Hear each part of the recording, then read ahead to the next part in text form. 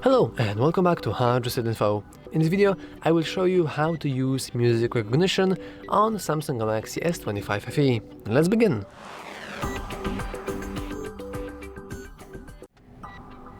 So, there are two main ways for you to recognize music.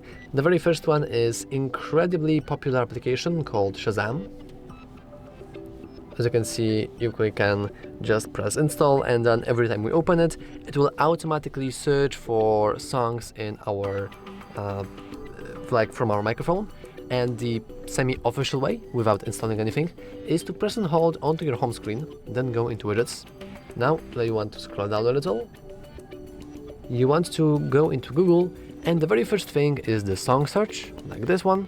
You can add it, and now whenever we click it, it should automatically listen for a song.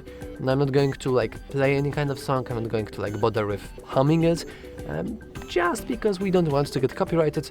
But then if you have some song playing around you, this should without any ease recognize the song and give you the title. Anyway, that's all for this video.